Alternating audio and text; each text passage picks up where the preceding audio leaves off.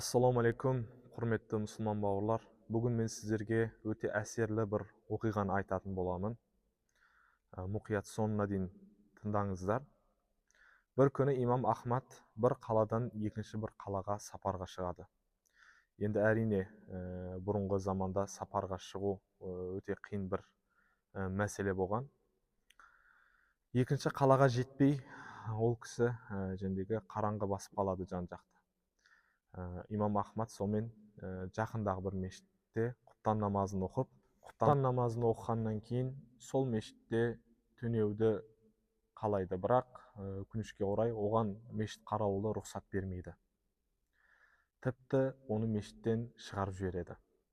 Мешітте шығарғаннан кейін имам Ахмад мешіттің баспалдағына отырады. Тағы да мешіт қарауылы келіп, бұл жерге отыруға да түнеуге де рұқсат жоқ деп оған айтады. Сонда имам Ахмад, мен мешіттің ішінде емеспін ғой, мешіттің сыртындамын ғой дейді. Сонда әлгі қарауыл, сен сөзге түсінбейсің бе деп имам Ахмадты тіпті аяғынан ұстап, оны сүйреп апарып мешіттен шығарып жібереді. Әрине ол кезде қарауыл ол кісінің имам Ахмад екенін танымаған, өйткені тек қана атын естіген, бірақ түрін бұлай көріп танымаған екен. Сонда мешіттің жанындағы жолдың арғы бетінде орналасқан бір науайханашы келіп, ай, не болып жатыр деп сұрайды. Сонда менің науайханымда бір жататын жер бар, сенің жататын жерің жоқ па, кел мұнда, мен саған орын беремін дейді. Сонда имам Ахмад науайханашының айтқанын істеп, онымен еріп келеді. Сонда науайханашы имам Ахмадқа жер береді.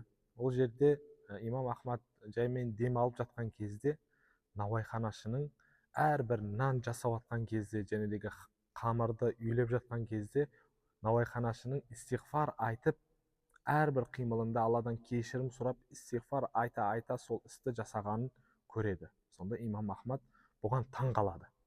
Сонда орнынан тұрып, әлгі науайханашының жанына барады.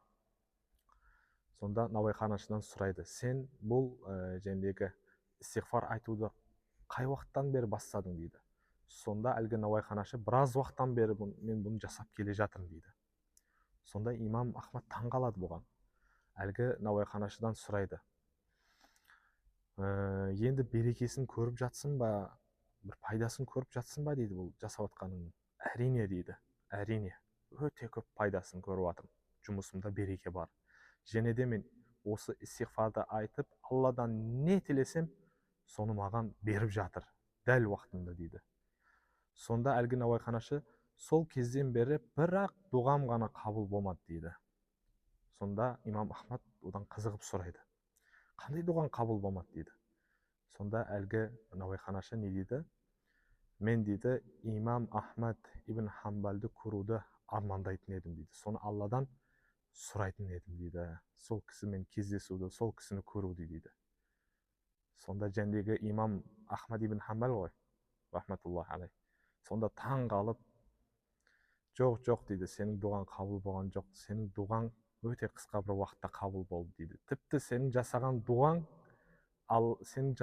дұғаң арқылы Алла мені мешіттен сүйреп тұрып сен жанына алып келді дейді. Міне қараңыздар, Аллаху акбар, қандай бір әсерлі бір не. Бұл мен не айтпақшымын, құрметті бауырлар?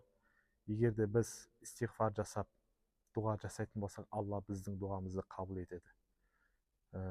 Жұмысымыздың жүрмеуі, үйдегі берекесіздіктің, дұғамыздың қабыл болмауы біздің жасаған күнәларымыздың арқасында. Егер де біз Алладан кешірім сұрасақ, артынша дұға тілесек, Алла Тағала біздің дұға тілектерімізді қабыл етеді. Сондықтан бүгінгі жұма күні баршамызға берекелі және пайдалы болсын. Алла Тағала тыңдаған әрбір жанға разы болсын. Алла Тағала мол-мол сауаптан жазсын. Ассаламу алейкум.